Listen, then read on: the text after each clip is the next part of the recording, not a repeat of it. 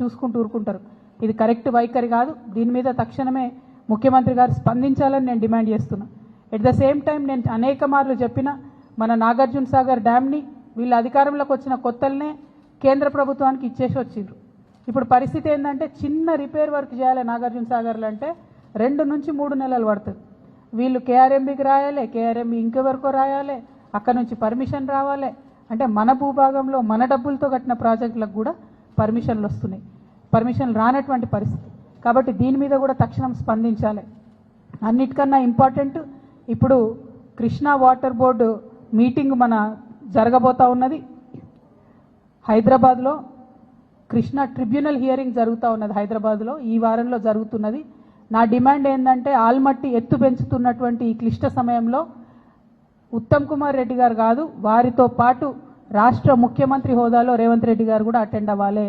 మీరు అటెండ్ అయితేనే మనకు రావాల్సినటువంటి న్యాయం జరుగుతుంది, మనకు దక్కాల్సినటువంటి వాటా దక్కుతుంది. మీ సిన్సియారిటీ ఏందో కూడా ప్రజలకు అర్థమవుతుందని చెప్పి ఈ సందర్భంగా నేను డిమాండ్ చేస్తూ ఉన్నాను. మరి తెలంగాణ జాగృతి పదే పదే చెప్పిన విషయం మళ్ళొకసారి గుర్తు చేస్తున్నా. ఇదంతా ఎందుకు జరుగుతుందంటే నీళ్ల విషయంలో ఆంధ్రాలో పనిచేసినటువంటి ఆదిత్యనాథ్ దాస్ గారిని తెలంగాణకు అడ్వైజరీగా పెట్టుకున్నప్పటి నుంచే ఈ ఇబ్బందులన్నీ జరుగుతున్నాయి. వారిని తక్షణమే తొలగించండి. వారికి మన తెలంగాణ మీద ప్రేమ ఎందుకుంటుంది? కనీసం మీకుందని మీరు నిరూపించుకోండి, మీరు ఆలోచన చేయండి, కృష్ణా నదిని కాపాడండి అని చెప్పి నేను ప్రభుత్వాన్ని డిమాండ్ చేస్తూ ఉన్నాను. Thank you. జై తెలంగాణ, జై Jagruthi. Krishna thank you, thank you. జై తెలంగాణ.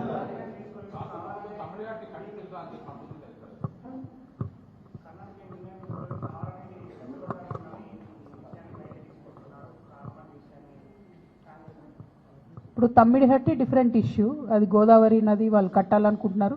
దాని మీద కూడా పలు రకాల అభిప్రాయాలు ఉన్నాయి. బట్ ఇవాళ ఇంపార్టెంట్ ఇష్యూ కృష్ణ. మీరు అన్నట్టు వాళ్ళు చెప్పకపోవడం ఏం లేదు. బాజాప్తా కర్ణాటకలో క్యాబినెట్ మీటింగ్ పెట్టి వాళ్ళు 70,000 కోట్లు ఫేజ్ వైజ్గా ఎట్లా రిలీజ్ చేస్తామని ఫండ్స్ కూడా వాళ్ళు రిలీజ్ చేయడం జరిగింది. అదేవిధంగా ల్యాండ్ అక్విజిషన్ ఫేజ్ వైజ్ ఎట్లా చేస్తామని కూడా వాళ్ళు ప్రాపర్ ప్రణాళిక రూపొందించుకొని క్యాబినెట్ అంతా కూడా ఒక దగ్గర కూర్చొని చెప్పిన తర్వాత నిర్ణయం జరగలేదు అని చెప్పి ఇట్లాంటి మాటలు మాట్లాడడం నిజంగా కూడా మీ మహబూబ్ నగర్ బిడ్డలకు, నల్గొండ బిడ్డలకు వాళ్ళకు ద్రోహం చేయడం తప్ప ఇంకోటి కాదని చెప్పి నేను భావిస్తూ ఉన్నాను.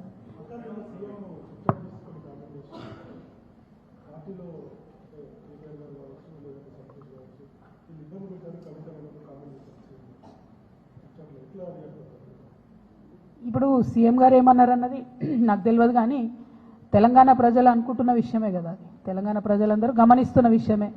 ఇప్పుడు బీఆర్ఎస్ పార్టీ సోషల్ మీడియా నన్నే దాడి చేస్తుంది, హరీష్ అన్న మీడియా నన్నే దాడి చేస్తుంది, సంతోష్ అన్నకున్న సీక్రెట్ మీడియా నన్నే దాడి చేస్తుంది. అందరు కలిసి నా మీద దాడి చేస్తున్నట్టే కదా, అలా కొత్త ఏం లేదు. అది మీ అందరి దృష్టిలో కూడా ఉన్నది కాబట్టి అది కొత్త ఏం లేదు, వింతేం లేదు. Thank you.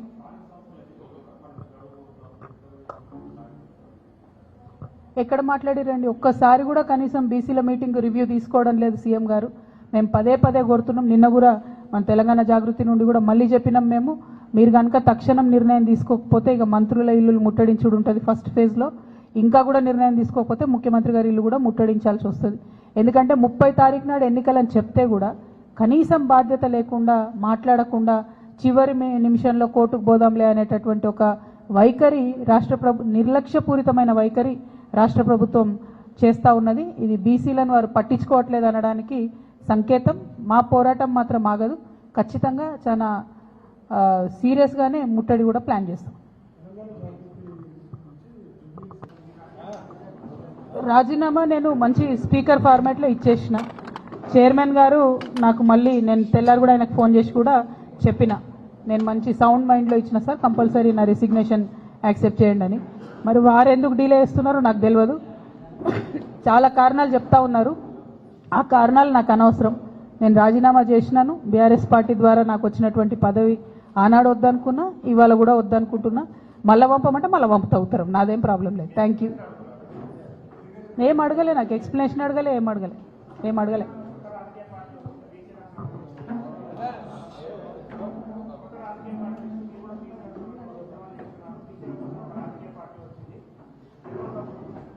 తప్పకుండా స్వాగతిస్తాం కదండి.